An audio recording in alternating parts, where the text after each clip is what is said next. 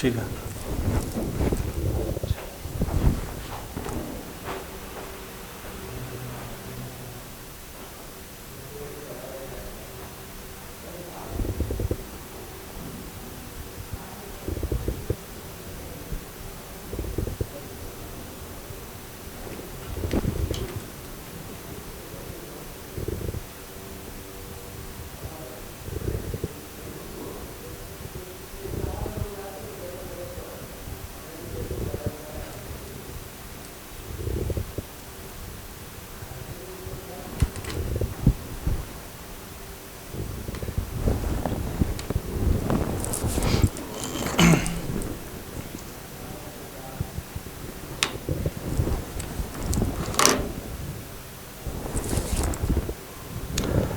नमस्कार, मैं मानस Mishra all news nation में आप सभी का बहुत बहुत स्वागत करता हूं। नूपुर शर्मा का एक बयान और उसके बाद गर्दन काटने वालों की धमकियों का जो सिलसिला है वो रुकने का नाम नहीं ले रहा था। लेकिन सबके बीच में उत्तर प्रदेश में कुछ बुलबुलाए, बिलबिलाए कठमुल्ले जो थे वो बिल से बाहर आ रहे थे। लेकिन उसके बाद सीएम योगी आदित्यनाथ का आदेश और सीएम योगी आदित्यनाथ के आदेश के बाद यूपी पुलिस जब एक्शन में आई है तो आपको लिए चलते हैं बरेली में, जहां का वाकया है। और अब इस पूरे के मसले पर, नूपुर शर्मा के बयान वाले मसले पर जो लोग बिल से निकलकर बिलबिलाकर बाहर आ रहे हैं, उस पर आज CM Yogi Adityanath full form में आ चुके हैं। और यूपी पुलिस को जब आदेश मिलता है बाबा का तो क्या करती है आप जानते हैं। लेकिन कुछ कठमुल्ले केवल कट्टरता के नाम पर एक धर्म को बर्बाद कर रहे हैं, बदनाम कर रहे हैं। वो मुस्लिम धर्म है और उसको बदनाम करने के लिए ये कुछ लोग साजिश रच रहे हैं। लेकिन बाबा ने भी ठान लिया था कि साहब हम अब इन लोगों को सजा देकर ही रहेंगे। तो चलिए लिए चलते हैं यूपी पुलिस के उस तांडव की तरफ।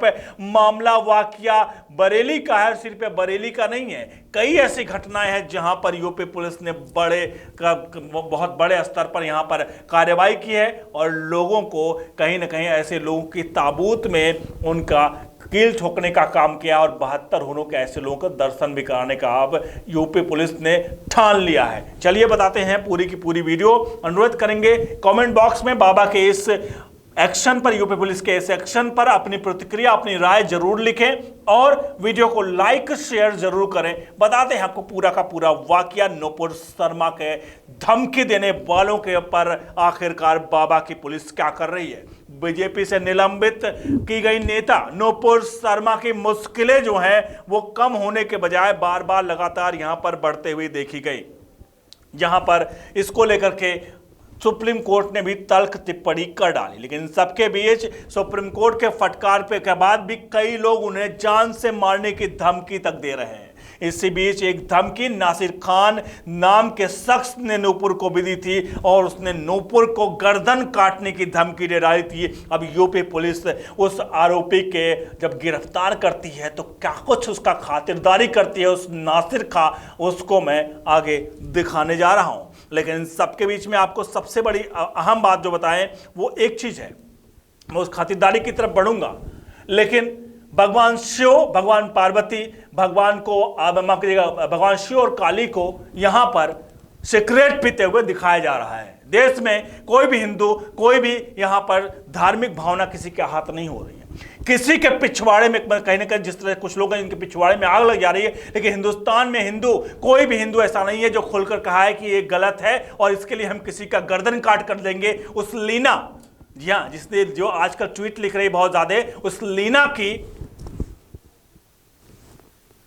पब्लिक वाकई में, उस लीना की बात मैं कर रहा हूं, ये इशारे और इस पे मत जाइए, क्योंकि मैं उस लीना के ऐसे लोगों की जो इस तरह की प्रतिक्रिया दे रहे हैं भगवान के ऊपर, क्या ये सही है? लेकिन फिर भी कोई भी हिंदू गर्दन काटने की बात नहीं कर रहा है, क्योंकि यहां पर केवल कुछ बात बोल देते हैं हिंदुस्तान में तो असहिष्णुता फुल होने लगती है, इंटॉलरेंस फील होने लगता है, बड़े बड़े लोग को इंटॉलरेंस फील होने लगता है। लेकिन एक बयान जो कि एक किताब से लिया गया था, उस किताब का रेफरेंस दिया गया था, उसके बावजूद नूपुर शर्मा पर जो कुछ हो रहा है ये एक बवंडर है। हालांकि सुप्रीम कोर्ट के माननीय सुप्रीम कोर्ट के जज की जो टिप्पणी थी, वो टिप्पणी भी थोड़ा सा कहीं ना कहीं लोग उस पर सवाल खड़े कर रहे हैं कि आखिरकार माननीय ने या जिसने कहा था कभी इस बारे में टिप्पणी नहीं की कि आखिरकार जब कोई आतंकवादी पकड़ा जाता है तो मुसलमान होता है, तो साहब एक बार आप भी टिप्पणी करके कह दीजिए ना कि आखिरकार ये मुसलमान आतंकवादी होते हैं क्या। एक बार टिप्पणी कर दीजिए, फिर देखिए क्या लगता है देश में आग। ओवैसी जैसे लोग, मैं आगे चलता हूं यूपी पुलिस के बड़ी कहानी पर, ओवैसी जैसे लोग जब राम मंदिर पर फैसला आता है तो सुप्रीम कोर्ट पर सवाल खड़े करने लगते हैं। ओवैसी जैसे लोग जब ऐसी टिप्पणियां आती है, सुप्रीम कोर्ट जो फैसला नहीं था, टिप्पणी थी, टिप्पणी और फैसले में बहुत फर्क होता है। टिप्पणी थी, इस टिप्पणी पर कहते हैं कि कोर्ट अपना काम कर रहा है लेकिन पब्लिक सरकार काम नहीं करने दे रही। चलिए चलते हैं बरेली की तरफ। तो बरेली की जो घटना है, बरेली की एसएसपी का इन सब पे बयान आया है, जो यहां पर जो नासिर की गिरफ्तारी हुई थी उसको लेकर के क्या कुछ कहा उन्होंने, आपको बताते हैं। बरेली एसएसपी सत्यार्थ जी ने कहा है कि एक शख्स जिसकी पहचान नासिर के रूप में हुई थी, उसने एक वीडियो के माध्यम से नूपुर शर्मा को गर्दन काटने की धमकी दी थी। पुलिस ने आरोपी युवक को गिरफ्तार कर लिया और आगे की कार्रवाई की जा रही है। आरोपी युवक को लेकर बताया जा रहा है कि वो फरीदपुर थाना क्षेत्र का रहने वाला है और वहां पर एक टेलर की दुकान चलाता है। लेकिन नूपुर शर्मा के विवादित बयान के बाद एक वीडियो सोशल मीडिया पर तेजी से वायरल हो रहा था। उस वीडियो में नूपुर शर्मा को जान से मारने की बात कही थी इस व्यक्ति ने, और नासिर ने कहा था, इस दर्जी ने कहा था कि वह उसकी गर्दन काटने की भी बात कही थी। पुलिस लंबे समय से इस कटमुल्ले की तलाश में थी और तलाश अब पूरी हो चुकी है। आपको ऐसा लगता होगा जब हम यहाँ पर किसी धर्म को लेकर टारगेट कर रहे हैं, कटमुल्ले का शब्द होता है कट्टरता से भरे हुए लोग जो अपने ही धर्म के लिए, अपने ही धर्म को कहीं ना कहीं ये लोग खत्म करने पर आमादा है। हम किसी धर्म पर सवाल नहीं खड़े करते। धर्म कभी किसी को यह नहीं सिखाता कि आप किसी का गला काट दो। अगर वो किसी भी धर्म में ऐसा लिखा हुआ है, क्योंकि मैं सब धर्म का ज्ञाता नहीं हूं, लेकिन एक मानवता के नाते अगर किसी भी धर्म में लिखा हुआ है कि किसी का गला काट देना चाहिए, रेत देना चाहिए, तो मुझे लगता है एक बार उस धर्म पर सवालिया निशान खड़े होने चाहिए। क्योंकि मानवता सबसे बड़ी बात है। अगर धर्म में भी लिखा गया है कि किसी का गला रेत दो, तो वो धर्म पर भी कहीं ना कहीं सवाल खड़े होते हैं। हालांकि मैं किसी धर्म पर सवाल नहीं खड़ा कर रहा हूं, लेकिन अगर ऐसा लिखा हुआ है तो मानवता के नाम पर वो धर्म कहीं ना कहीं क्वेश्चन मार्क है।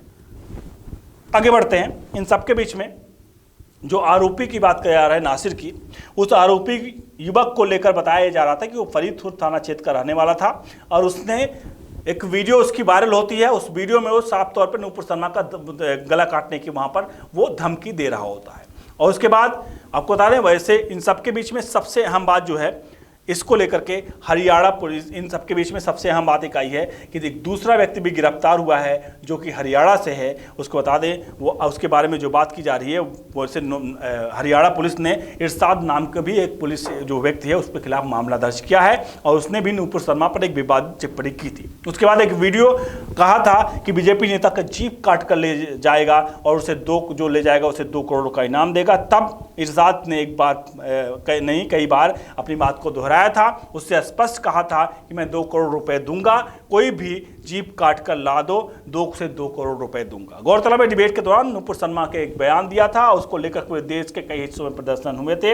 हाल ही में उदयपुर में भी कन्हैया लाल के नाम जो लाल के नाम के टेलर की हत्या भी कर दी गई थी। अमरावती के उमेश कोल्हे को भी जान से मार दिया गया था। दोनों ही नूपुर शर्मा के समर्थन पर की लिखा था और सोशल मीडिया पर पोस्ट डाला था। हालांकि मैं आपसे कहता हूं, यहाँ पर हम आपके सामने जो खबर पेश कर रहे हैं, यहाँ पर हम किसी के समर्थन में या किसी के विरोध में खबर को नहीं प्रस्तुत कर रहे हैं।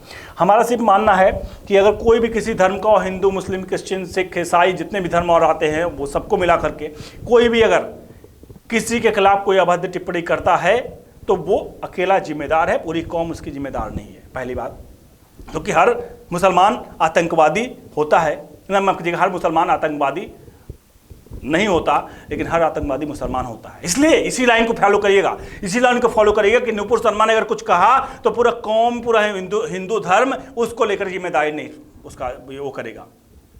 आप समझ सकते हैं और इस समझदारी से आप काम करिए। और जो लोग ऐसे काम कर रहे हैं, आपका उनके बारे में क्या राय है, कमेंट बॉक्स में प्रतिक्रिया जरूर दें। और यूपी पुलिस समझते हैं अगर नासिर को उठा कर ले गई है तो खातिरदारी वही होगी जो कि साहब यूपी पुलिस जिसके लिए जानी जाती है। और अब योगी पुलिस उसके साथ क्या करेगी वो तो साहब निकलने के बाद ही, बयान जब उसका आएगा वो साफ पता चलेगा कि दर्द कहाँ कहाँ से उठेगा और आवाज़ कहाँ कहाँ से आएगी और कौन सा हिस्सा टूटा होगा और कौन सा हिस्सा जुड़ा होगा। इस बात की जानकारी नासिर खुद ही देकर बाहर, अगर बाहर आएगा तो खुद ही देगा। बहुत बहुत धन्यवाद।